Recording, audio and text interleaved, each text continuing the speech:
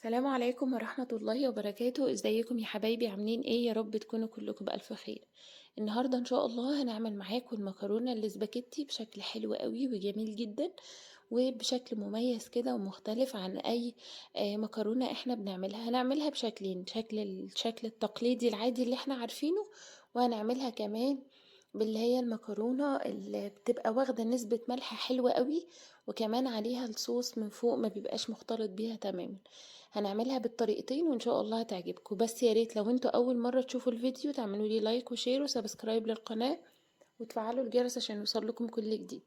دي هنا عندي اللحمه، ودي انا عامله لكم ليها فيديو. من حوالي كيلو من اللحمه عملت حوالي 8 كيلو. والله بجد زي ما بقول لكم، جبت الفول الصويا واللحمه، هي اللي عملتها لي والدتي، ربنا يبارك لي فيها ويخليها لي يا رب، ويديها الصحه وطولة العمر. هي اللي بتعمل لي تفريزات كتيرة جدا بتكفيني الوقت كبير خالص. تمام، انا صورت لها فيديو هي بتعمله، وان شاء الله هنزله لكم. ما شاء الله موفرة جدا وبتكفي عدد افراد كتيرة جدا وحلوة قوي. ما فيهاش اي اختلاف عن اللحمة اللي هي اللي بتبقى لحمة صافي. يعني ممكن تحسي ان في طعم الفول الصويا، بس ما تقلقيش خالص، هو فيه نسبة البروتين بتاعة اللحمة، يعني ما فيش منه اي ضرر. مقادير المكرونة عندي وهي بسيطة جدا، وانا وريتها لكم في البداية.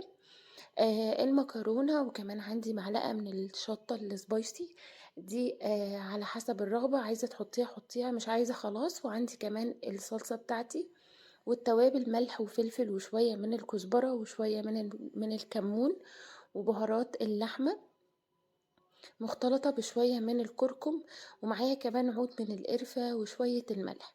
جبت عندي الصينية بتاعتي او الحلة او ايا كان اللي انت هتستخدميه، حطيت فيها حوالي معلقة كبيرة من السمنة، وبدوبها كويس جدا، وهبتدي ان انا احط عليها التوابل، لان انا عايزة التوابل ريحتها تطلع. ليه بقى؟ التوابل في الوقت اللي احنا فيه ده وفي الجو اللي احنا فيه ده بيكون فيها نسبة رطوبة، وبتكون متجمدة شوية. فاحنا هنديها كده تشويحة، بحيث اللون بتاعها يكون اللون والريحة يكونوا حلوين جدا وظاهرين عندي في الاكل. تمام، وجبت عندي الحلة بتاعتي، حطيت فيها شوية من المية وشوية من الملح، وكمان بحط فيها شوية من الزيت. تمام، وبسيبها تغلي. من اهم حاجة في المكرونة ان انت تسيبي المكرونة تغلي، سواء كانت مكرونة فرط او مكرونة الملكة او اي نوع مكرونة. لو انت بتخافي ان هو يعجن منك، آه لازم تخلي المية بتاعة المكرونة تغلي.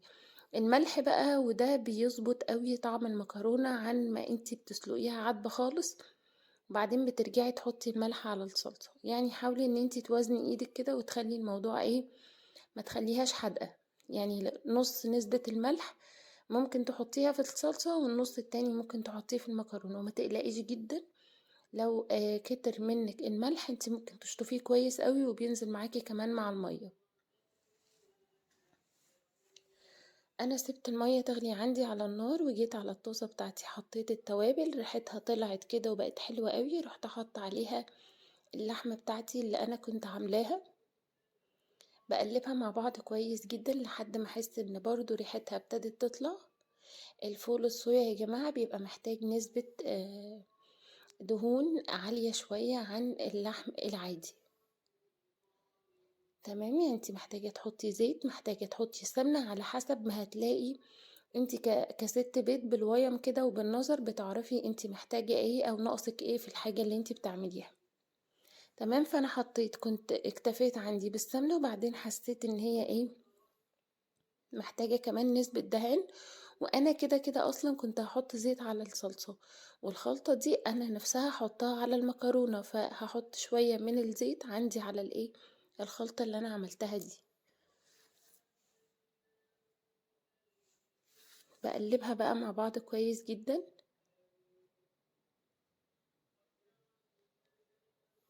بعد كده بتبتدي ان انتي تضيفي الاضافات بتاعتك. الطريقة دي سهلة جدا وبسيطة، وعايزة اقول لكم حلوة قوي والله ومختلفة، وان شاء الله هتعجبك وفيها توفير. الفول الصويا على اللحمة عندي مع الخلطة اللي أنا عملتها لهم كانت موفّرة جدًا. إن شاء الله هانزّل لكم الفيديو ده بكل تفاصيله، وهتحسّي إنها فرقت معاكِ كتير أوي. طبعًا أنا حطيت الصلصة وقلّبتها كويس جدًا عليها، وبعد كده ضِفت حوالي نُص كوباية من المَيّة، لإن هو ما بينزّلش نسبة مَيّة كتير علشان اللحمة فيه قليلة. الفول الصويا ما بينزّلش مَيّة خالص، مع إن هو أصلًا إحنا بننقعه فاعمله بالمَيّة السخنة أو المَيّة الدافية، بس هو مش بينزّل مَيّة خالص خلال السِوَى. بُصّوا المكرونة أول عندي ما ابتدت تغلي كده وتعمل بقبقة، حطيت فيها المكرونة بتاعتي. ضروري إن أنتِ لازم تقلّبي المكرونة مثلًا كل دقيقة بالضبط تقلّبيها، وضروري برضه إن أنتِ تغطّي عليها عشان ده بيسرّع من التسوية بتاعتها. لو ما قلّبتيش المكرونة الاسباجيتي بتبُصّي تلاقي كل مجموعة كده مع بعض اتماسكوا وما ت ومش هتعرفي تفكيهم مع بعض غير تحت المَيّة، فأنتِ لازم كل دقيقة كده تقلبيها شوية. أول عندي برضه ما الخلطة بتاعتي ابتدت كده تبقبق أو بتعمل الفقاقيع دي، تمام، يبقى هي كده تمام أوي. مش محتاجة إن نسبة السوا بتاعتها تكون عالية، لأن هي اللحوم فيها مش كتيرة، يعني هي نسبة اللحوم فيها قليلة، فمش محتاجة تستوي. والفول الصويا ما بياخدش وقت. بس عايزة اقول لكم مع التوابل مع البهارات مع الخلطة دي بتبقى كأنك بتاكلي لحمة صافي بالظبط. موفرة جدا وحلوة جدا، ان شاء الله هتعجبك. جبت بقى عندي المكرونة. اول ما حسيت ان هي، بصوا، هي خلاص داخلة على مرحلة السوا، سواء مكرونة فرط او مكرونة من اللي هي العادية ماركة تكون كويسة، لازم تخلي فيها عقدة بسيطة او قرشة بسيطة. تمام، سواء هتخليها زي احنا ما بنقول كده متلدنة او هتخليها مستوية كاملة عادي. وبرضو ان شاء الله في فيديو هقول لكم الفرق ما بين اتنين لما نعمل نوع مكرونة تاني.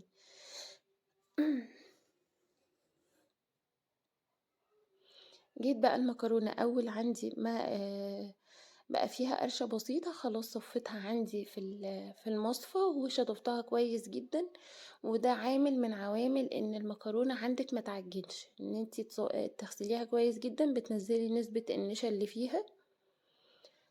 تمام، وبتصفيها كويس قوي من المية. حطيت عندي بقى شوية من الزيت وحطيت عليهم شوية من الخلطة اللي انا عملتها تحت، بحيث يبقى ايه، ما احطهاش كلها فوق واجي اقلب ابص الاقي الموضوع صعب معايا قوي، مش قادرة ان انا اتحكم فيها. وكمان صعب قوي ان انتي تقلبي المكرونة الاسباجيتي بكل سهولة. بصوا انا حطيت شوية تحت وشوية فوق عشان اقدر ان انا ايه اقلبها. طبعا عايزة تخليها بيضة وتحطي الصوص عليها من فوق، يبقى ضروري قوي ان انتي تخليها شوية في المية لحد ما تخش حبة كده في مرحلة الايه السوا، ما يبانش خالص القرشة اللي فيها دي.